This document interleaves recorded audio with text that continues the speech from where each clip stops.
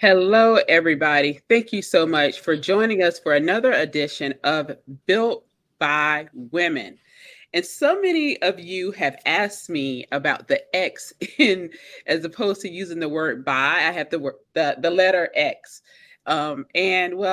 XY for female women. So that's why it has an X, because you can use an X. X for by as well. XY.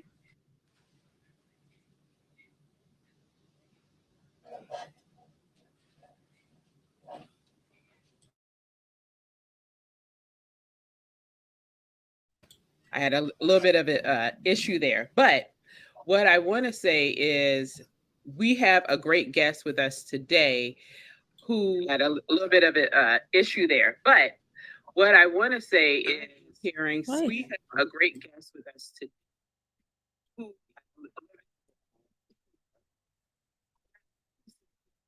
hearing sweet, a great. yeah, okay. Now I know where it was. I forgot I had a window open.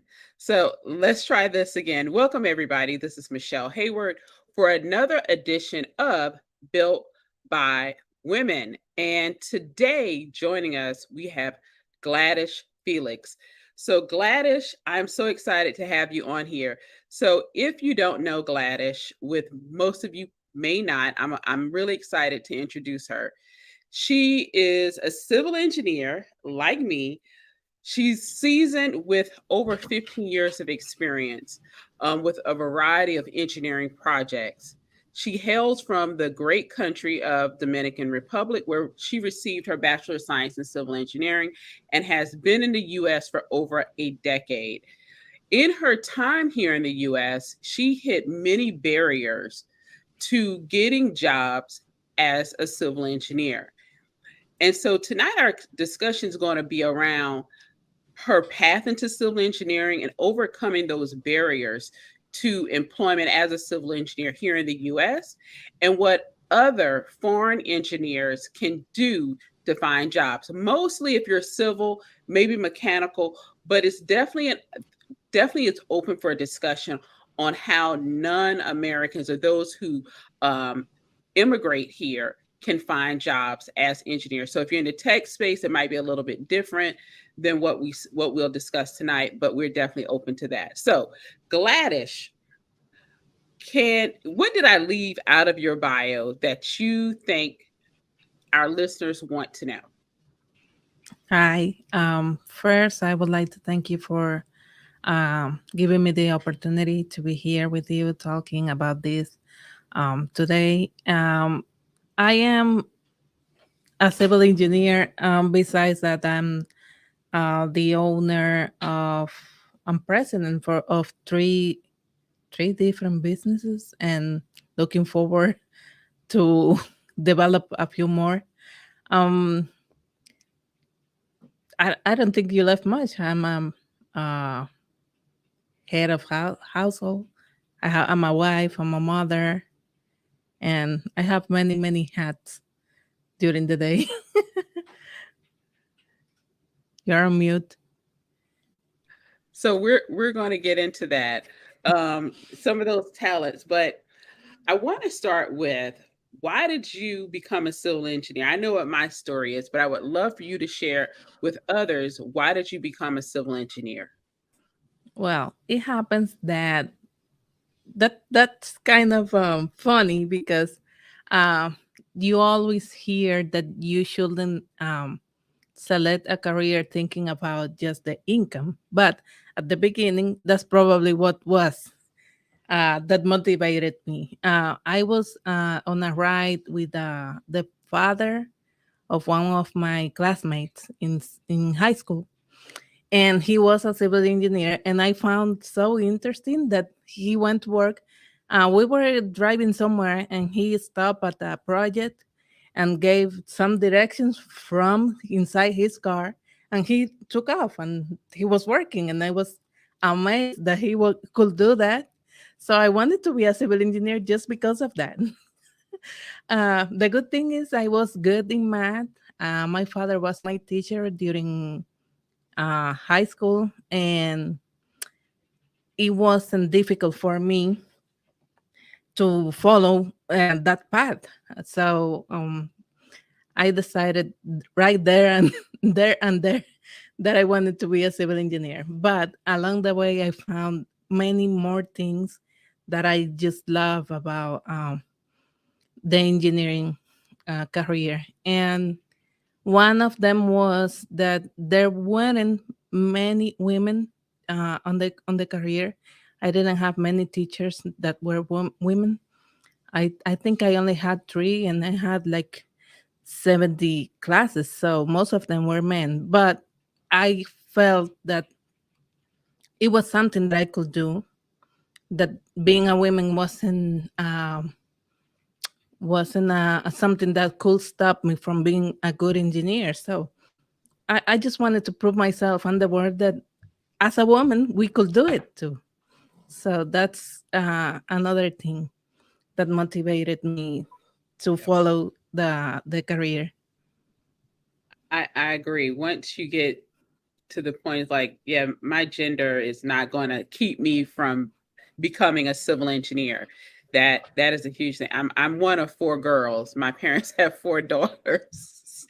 So it was interesting being around all of these men. Like, okay, this is really different because I have a brother. I have one brother, so I Mm, definitely was an experience transitioning for me in that aspect. Once you got over the fact you're going to be around a lot of men. So you got your degree. Well, while you were in college, did you do any internships or work in civil while you were in college to get experience before you completed your degree? no, it works different in the Dominican Republic. Here, kids are encouraged while they are taking classes in college to do that during summer, but we don't do that there. We just go to college, and then during summers, we are encouraged to take more classes Okay. and then graduate and go to work. Okay. I love it. I love it. Yeah, well, sometimes we need the money, so we go to intern because we need the money to pay tuition or live. So I love the encouragement there. So after you finished college, what was your first job after once you graduated? I had the same job until I moved here, but I had a few other things going on too. I started working at it was a government agency in the Dominican Republic, who they were in charge of developing housing, affordable housing Okay. for people. So I was involved in different projects. The biggest one was we were building apartments. It was a complex with around 64 buildings, 4 floors, 2 apartments on each level. So it was the biggest one. We went also to other projects in the country, in different parts of the country. They were small townhouses and things like that. Besides that, we created after a couple of years a construction company in Dominican Republic. Um, Construction is more profitable than design, so Okay. most engineers want to be involved in construction more often than doing design. But I love design, so Uh, that's a good thing that I could take advantage when I move in here.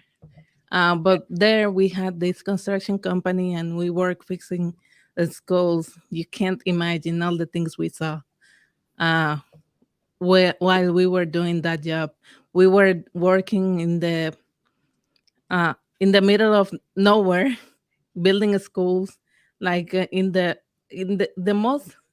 most different places. And it was public school, so it were for very poor people, but we learned a lot and we got so many different experiences there. It was very interesting. I love it. I love that you love design. I did not like design. I'm construction all day. I do So, like construction, but I like design too. I think okay. it's more challenging, and makes you think, a lot and change your mind. Like it's not something like practical like construction. Like you can do one thing and it's going to be that same thing repeated on different projects.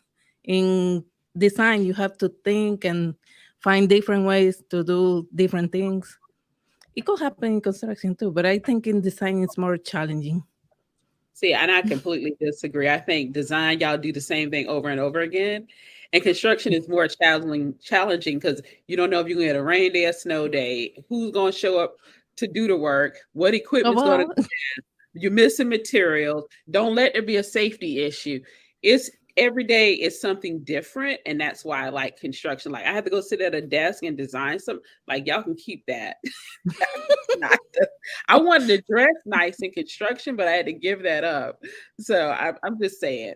So design is your expertise. So I want to talk about something you said, which was because you enjoyed design when you came to the US, it helped you. How did that work? Like why do you say, and from your experience, being that you were good at design, why did that benefit you once you moved to the US? Well, um, for having this business that I'm doing now as defects consulting engineers, the first experience I got was working for someone else. I was There was a person, a company owner, desperately looking for someone to help him do some design. So I'm not a design expert, but I do like it, and I know my way around it. So we reached out to him, and we got involved in this amazing job. I was doing work, doing what was it, seismic analysis for enormous structure, and that's how it helped. Like I wasn't afraid to do that work, and I got my hands on a project that if I was in Dominican Republic, I probably wouldn't have worked on something like that. Got you. Okay, that makes a lot of sense. It opens you up to more opportunities if you do one or the other, especially in a new country, trying to figure out what the landscape's like, who's hiring, and what skill set they're looking for. So that's Hmm. definitely, and I have to agree. Some construction companies don't have engineers, and then you have engineering design firms that don't do construction. And so finding out who has which need helps you better position yourself. I absolutely love that tactic and strategy that you use there. So let's talk about your work experience coming to the US. You got into it a little bit talking about doing design work and finding somebody in need of an engineer to do design work and you not being afraid. I love that. What was your experience like once you got here? How did you get into your first engineering role? What was it like, and how long did it even take for you to get your first engineering role? Well, I was here for about 2 years, and the first job I got which was related, it wasn't engineering, it was related, was as technical. I don't remember the position, but it was traffic Okay. counting traffic. That's something we do when we are doing our projects in what's the roads, Transportation. Yes. roads and transportation. Yeah, when we are taking that class in college, we do that for a project, and the final project, and we well, I did that for work here. It was like a what's that, a non-call position. Like I got called 2 times in 15 days, something like that. But it was the first thing that I did that it was close to my area. Before that, I was doing like at a daycare. I worked at a daycare for a few months, and I worked at Amazon too for about a year, I think, over the weekends while I was studying to get the engineering training certification. So that was something I was doing to help out a little bit. Yeah. traffic analysis. Somebody says you're Yeah. doing traffic analysis. Yeah. Yeah, I remember that class too. One of my professors shared a story, and you may have had some experience like this. His students were across the street from a bank, and that's not where you want to be all day counting cars because Oh. the bank noticed them, bank employee, and so they had the police called on them. So yes, Oh my God. so that was also interesting. So you got your first job counting cars, doing traffic analysis. What was next after that? Gaps, and like, how did you kind of figure out where to go and what to do Well, to find engineering? after that, before applying for that position, I had applied for the civil service website, working to get that position as a transportation construction inspector for PennDOT. But I got the interview for that position a couple of times, but I got the job after I got the engineering training certification. So after, like, I got that job counting cars, and after a couple of weeks, oh well, before that, after I did the counting, I worked for another company doing testing for materials. We were testing, what was it, wire, steel wire. We were testing. I worked there for a couple of weeks, and then I got a call that I got the job for PennDOT. That was it. So I then started doing the transportation construction inspector job at PennDOT. That was for a couple of years, 2014 and 2015, that I work with them for the construction season. And as you were, I want to go back. You said you received an engineering certification. Um, and in engineering certification, did that help you? You said you got it after you received the engineering certification. And so I'm trying to walk through, like, how did you find your way to engineering certification? What was supposed to be the benefit of getting that engineering certification? Um, is it because you didn't have an engineering degree from a US based university? Like, so I'm just trying to understand why you did some things, because just being American, and this is where I've done work as an engineer, how best I can advise somebody and maybe recommend some things based on what your experience has been. So how did you end up taking the engineering certification? Well, my husband was very aware of the steps we will have to take to be engineers in the United States. So beforehand, like before moving in here, we started studying in the Dominican Republic. We bought the books, and we were like going through them, and he knew the steps. But that's not something common. He knew it because um, he is a very inquisitive person, but not many people know you have to do that here, and it is something everyone has to do, even if they um, study here or they come from another country. They have to, if they want to practice as a professional, they have to take all the steps, take the test for the engineering training, and then after they gain experience with a professional, then they can go take the other one. Things have been changing, and now people can take the test without the experience, but they do have to get the experience before they get the license. But they can take the test, so it's probably easier because you are more fresh if you take it like right after college. Okay, that that makes a lot of sense.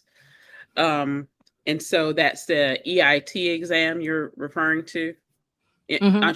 engineering training, or the fundamentals of engineering exam. That's what it's called now. Back in my day, it was called the you become an EIT, but they changed the name about 20 years ago to the fundamentals of engineering. Oh, Yes, yeah, yeah. they.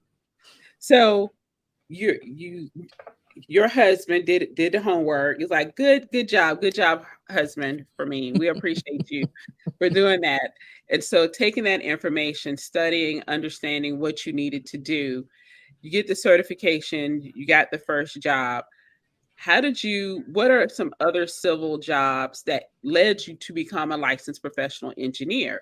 Because now you're a PE not just in one state, but two states.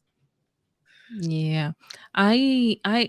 Like the path I followed was getting the job for Panda through the civil service, and then working for private firms. I was doing basically the same job, but when you are working for the state, they pay less, but they have career paths that you can follow with them too. So if you want uh, a more, let's say, stable job, you can stay with them. Um, like I was a construction inspector, and they keep opening positions throughout the years, and they assign the positions based on the seniority.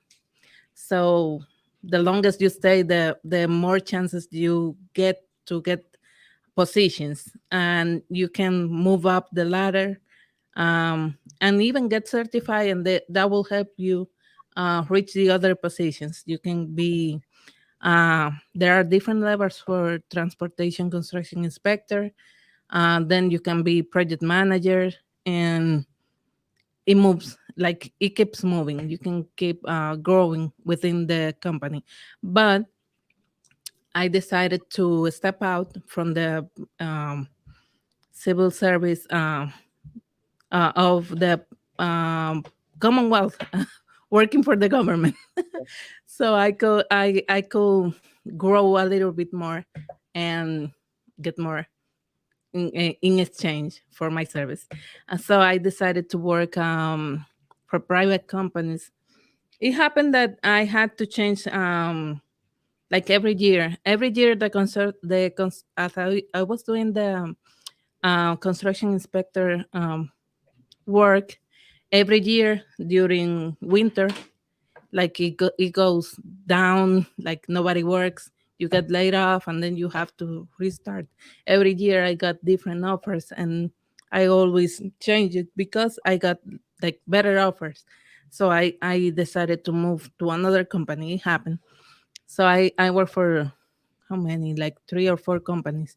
But in 2017 I decided to start working on my own because um I wanted to continue growing as an engineer, and I wasn't getting offers for engineer on the private companies. Everyone just wanted me to be a inspector, and I wanted to move forward. So I Yes. didn't want. That's why I decided to step out and follow my company. Decided to develop my company. So You're let's on talk. mute. Okay. Yeah, let's talk about the entrepreneurship. So, what was your first? Because you told us you have three. So let's start with the first one. What was the company you started because you weren't progressing in your career? So I found it when we moved here. We created the company as soon as like we were here, 2012. It was the name was Ace Construction, Maintenance, and More. So we were looking forward to work in the construction because we were thinking that here was about the same that in the Dominican Republic, and that we were going to be doing more construction work than engineering itself. Like it was all together. We didn't understand that they were different.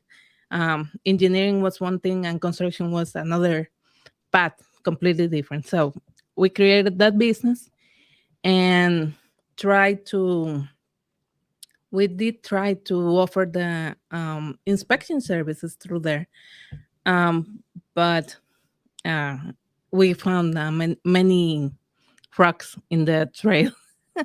So we had to do some adjustments. While we were doing that, we continue working for others because we didn't see like it was moving forward. So uh, we continue working for the other companies. In 2017, we got a mentorship with through what was it, China University, and we paired with another company. But what happened was like the same thing. We got working for them on bridges, and they were going to be offering us some guidance, and it kind of worked, but it wasn't like exactly what we were expecting. So uh, that's why we stopped doing that and continue working on our own. Um, so and on 2017, no, that was 2000, yeah, 2017. In 2018, we found the opportunity to work with the engineering that I told you earlier, where I was doing the design, and then that opened our eyes. Like we need to focus on the engineering side. We need to do more design. We need to be more Yep. working more on that and stop trying to get to the construction, to the inspection, and all that. So we completely switched. We started the company. Like I stopped working for someone else and continue working on myself and trying to offer my services as an engineering assistant to different companies, and that's how this started. Now, since I got the professional engineering license, then I switched. I now created a DBA for ice construction, and it's called Defects Consulting Engineers. I love it. I love it. I love everybody always thinks it's like, oh, I just go into business is going to be this one thing forever. And you've like, hey, you figure out what the market is. You thought one thing, like, okay, you still utilize your day job to fund your business, while you still like literally coming to a new country with your husband and And a really baby. and a baby, right? So you left your network, like your community, with a baby and moved to get jobs and start a business. That's a lot. Yeah. That is a lot. I'm sitting here like I'm proud of her. I'm like that is a lot. Uh, Yeah, so it's been a long way. So there are probably other foreign engineers, immigrants, and they're hearing your story and they want to know what are resources they can tap into, especially if they're on civil mechanical, they do design work or they work in construction or similar industries that they can utilize to kind of to find their career path here in the US. I will suggest like the path that I follow with the civil service. Like the position I applied to was very close to what I was doing in the Dominican Republic. So, but here in the United States, you don't have to be an engineer to be a transportation construction inspector. So, what I will suggest is to try to find a position that is close to what you do or you did in your country, and see what the requirements are, because usually you have them. If you are a professional in your country, you probably have all the resources. So the first step should be validate your title. I will suggest doing that through the NCEES, Okay. because that way your title is validated. It will you won't have to do it like every 2 years. It happens with other companies, and it will be valid in all the United States, or most of it. Yep. they have a system that you can send it from one state to the other, and it's something easy. But if you do it in another company, they will be valid on a few states, and then if you were trying to insert yourself on another one, then you have to do it again, and it's a waste. So I will suggest the NCES because of that. And then the civil service to find positions, because there you can work in the government, and probably that you already meet the requirements.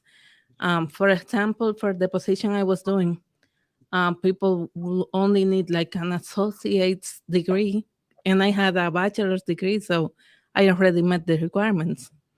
But it wasn't until I got the certification that I got the job. But things change with time. Like after me, there was another lady from here in the same area that applied, and she got accepted, and she wasn't an EIT then. So after they saw what I was capable of doing, they said they probably opened their mind and said, "Well, they can do the work. let's give them the opportunity." And they started hiring people without the certification. So it could happen. I think people should apply.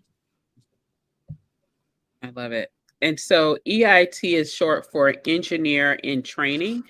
And so you'll Mhm. take the fundamentals of engineering exam. And you may know better than me because I haven't taken the exam in many, many moons. Is it still only offered twice a year in April and October? I don't know if the EIT is like that, but I know the the one for professional engineer, they are doing it online now, and you can take it up to 3 times a year. But you Okay. can take it like they have available dates, and you can select the date. And what they do is you can take it I think one time between January and April, then one time between April and September, something like that, and then another one at the end of the year. And if you take it, like you could take it 3 times, even in a I don't know if in a row, but I know if you take it like in April and you don't pass, you can take it again in May. Okay. You just have to leave like 30 days or something like that. I don't remember all the details, but I know you can take it. It's closer than when you had to wait before, when it was on paper that you had to wait like 6 months. Exactly. It was only twice a year, and it was a pain because you can only do it October and April each Yeah, year. So if you miss the application date for like the October one, you were going to wait the next year to April. It yeah, was there was no leeway. So it's good. I'm number one, it's online. It's on the mm, computer. So that yeah. helps a lot too. I think. I don't know. I like writing out my problems, but I'm old, according to my nieces and nephews.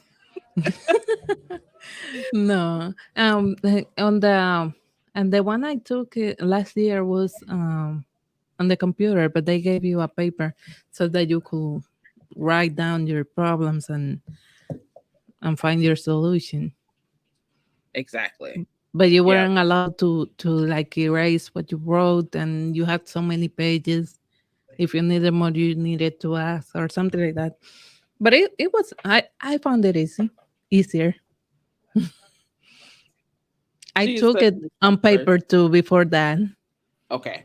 Oh, so they changed the format while in the process when you were taking the exam. Okay. Mm-hmm. Yeah, yeah. I I love took it. it. I took it a couple of times on paper, and then I took it on the computer. And s- and so do they do it? Is Spanish your native language? Yeah. Were you able to take it in Spanish or did you have to take it in English? No, no English. I had to study and learn English to take the test. Yeah, that's another thing we need to work on. So, um, That's a whole other discussion. We'll talk about that one day. Maybe we should have somebody from NCES and ask them some questions. Yeah, That yeah. definitely.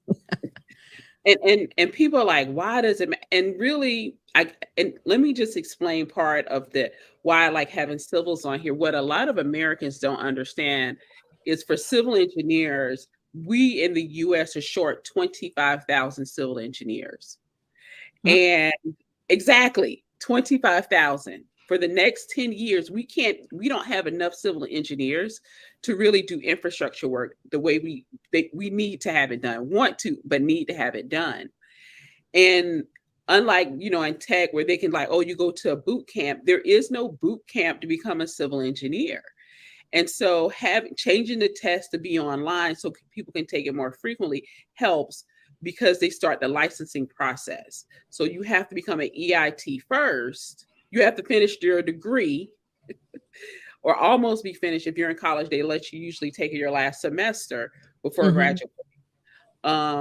And then you work 4 to 5 years, like you have some states is 2 years before you can sit to take the PE exam, which is the professional engineers exam.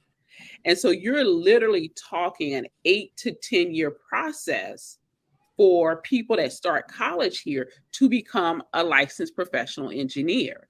And so it's not a short process. So when I Yeah. say in 10 years, it takes 10 years to get a professional engineer's license. So you can't start like with 18-year old people hoping at the end of 10 years they don't drop out, they don't change their major, they don't leave the profession. And so how the real problem is retaining the talented civil engineers that we currently have.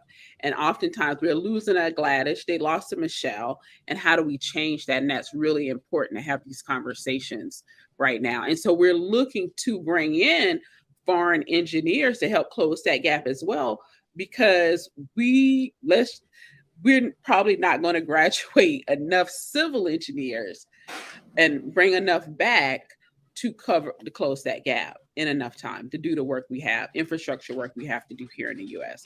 So that's why I bring it up.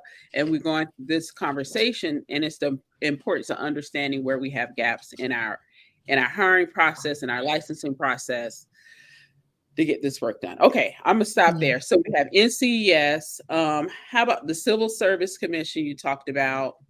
Any other resources they should check out? You talk about their local municipality, government agencies to look for jobs, home inspections as well. Yeah.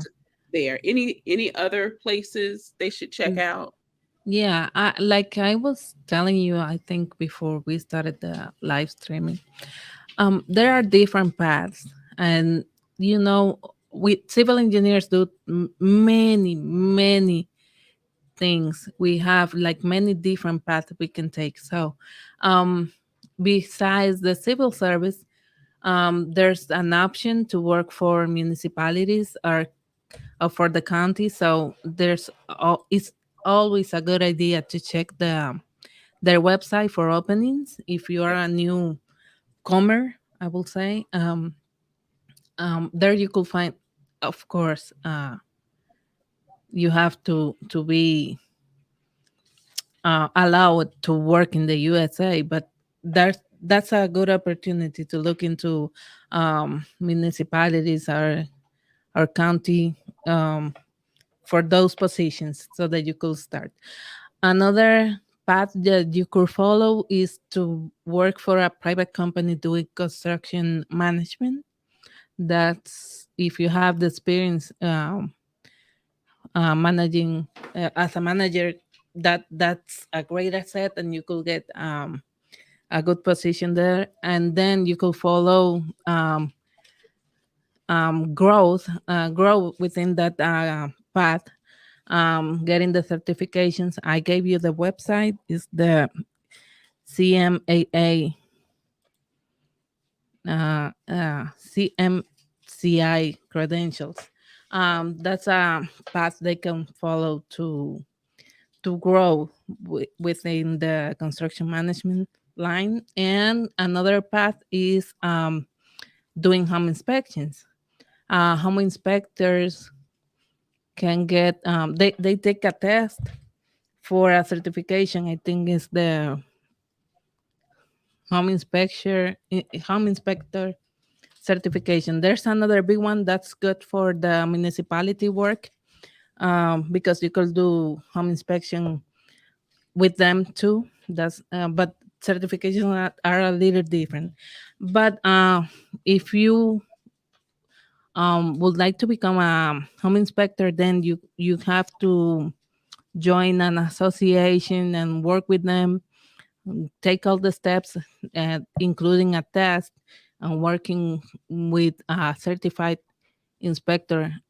When I was checking that, it had to be like 500 inspections because before I could get the certification myself and do it on my own. So, but it's the exam is relatively easy, and after that you can open your own business. So that's another path, and the last one I have in mind at the moment. Yeah, this is really good. So if you're looking for, I'm dropping all of these in the chat, and if you're watching or listening to the podcast, they are in the show notes. So check them out there as well. So if depending which platform you're coming in, you can definitely get this information. This is really good. Any final thoughts you want to share with listeners that are here coming to the US or are in the US really having a difficult time? Any final thoughts you want to share with them, Gladys? Um, I was going to make a comment before when we were talking. We we were working with state representatives here, uh, here in Pennsylvania, trying to pass a law. Oh, it did pass. It was supposed to make easier the introduction of, of professionals in the United States when they are coming from another country. It's like many people see newcomers as how would you say that, as something bad, but it's actually something good. They could help reduce the gap. As you said, there's not only civil engineers, many professionals are Yeah, needed in all the areas, and there's a lot of people coming from all the many countries, and they are already prepared. So it should be made easy to them to apply their knowledge and use it here and take advantage of that. And it will benefit. It will be definitely a win-win situation. They will win because they will be working in something they already know, and here we will be reducing the gap, the need that we have of professional or expert in different areas. So I don't remember the law. Let me see. I don't have it here, but I'll make sure to make put it in the comments, okay, because I think it's important to make use of it and see how we can integrate people uh, into the professional life here in the USA. absolutely. I want to say thank you so much for sharing this information. First of all, compiling it and really going back through like what are all the things I did and being able to pull this together. HB 1172. Somebody says in the comments. Yeah, HB yeah. 1172 is the law. Mm-hmm.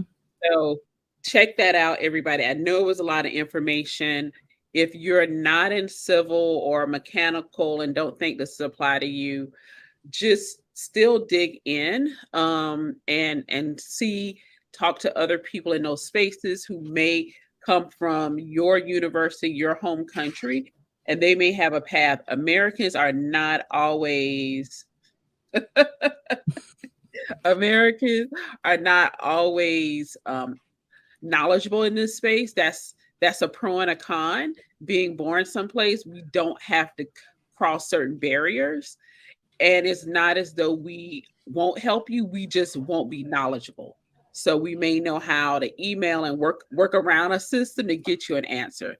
That applies to most engineering. Okay, so HB 1172 for me and Sharon, it applies to most engineering roles. So if you're in another field, it would not probably apply to you. You can still check it out, but specifically, and I think we get sometimes nurses coming from other countries get certain Yeah, doctors everywhere. yeah. When you something I forgot to mention. Sometimes when you do the validation, a lot of people come here thinking that they will have to start from zero again if they did a career, and that's not true. You just have to try to validate your title. And sometimes if you are missing something, they will tell you, you're missing this class, and you just have to probably take one class or something like that. So they should try and do some research and Yes. yeah, try to get themselves inside their careers. Yeah, okay, so for HB 1172, it also includes land surveyors.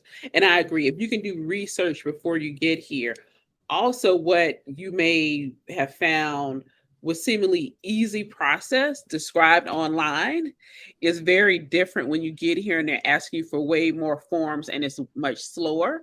And still it's like, why does it move so slow? I thought the US had this stuff. No, we do not. It's still a computer, and it's people behind the computer that are still moving a lot of paper. And so it is not always efficient. It is not always quick. And so definitely if you know some Americans like, hey, how do I do this? They may not know HB 1172, but they may know how to call a manager. they Yeah. they don't know how to reach out to their US congressperson and senators to help, or your local representatives to help you in that aspect. And so it's still Americans still may be able to intervene for you in some of these processes, because reading a paragraph online does not tell you the 2 year or the 2 month process that it may take, time frame it may take to get some of these things done. And so and not even going to a 4 year college, being able to take that class at a 2 year college, especially if you're having a certification, especially if you're having to pay for it yourself, is going to be much cheaper. And then sometimes, especially during the pandemic or since the pandemic, they're offering free classes if you live in certain counties and states. And so these are things you may not know, and you read online, it's $500. And you're like, where am I supposed to get an extra $500? And so really talking to people and calling up places, telling them your situation, they may have a workaround or a scholarship or a fee waiver where you don't have to pay as much or pay anything at all. So definitely just call and ask as many questions as possible. And if you're finding out that Americans say, I can't understand your accent, get another American to call for you that understands your accent, that is patient, and they're willing to help you because they value you being here in the US. So I'm gonna stop there because I could go on because it was something that has irked me for decades. So, one Gladys, thing go ahead, Gladys. one thing that I have done in the past to avoid the they I don't understand your accent is writing down what I want to say on Google Translator and put the put the letter was that the speaker, and then it will tell you how is it said, like it will tell it to you in English. So that's something you can try. I love that. That's a good.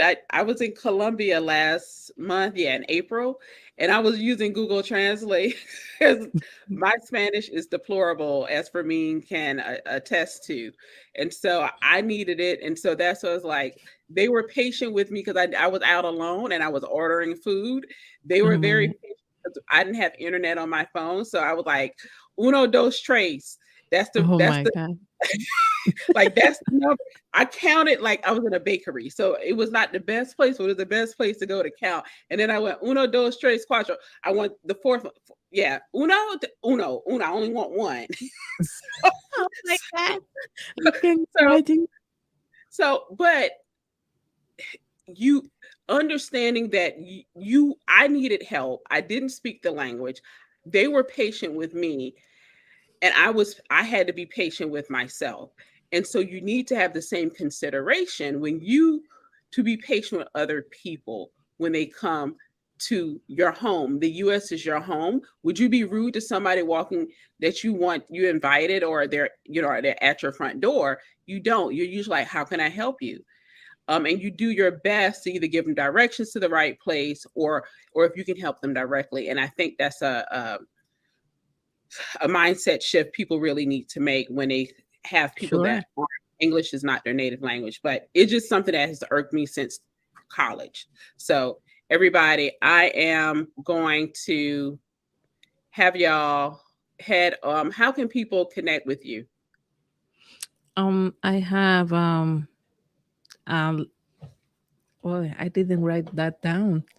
I can receive calls at 570-485-2270. That's the main line for my businesses. I told you I had three. Defects Consulting Engineers, and I have Integrate Latino Consulting Services. There we do business consultancy services. We assess different businesses and offer guidance with marketing, social media, and different things along the way. And we have another one that is called Two Outlets: Coastal and River Fishing Charting and tours. I'm sorry, I don't know all the names by heart, but we do offer fishing, sport fishing services there, art and charter tours. That's in Dominican Republic. I love that. She's like, it's too many to keep up with all the names, but we deliver this service. So I love it. So everybody, I want to say, Gladys, thank you so much for joining me today. Everybody else, stay tuned for the next episode of Built by Women. Bye, everybody. Have a great week. Thank you, Michelle. Bye.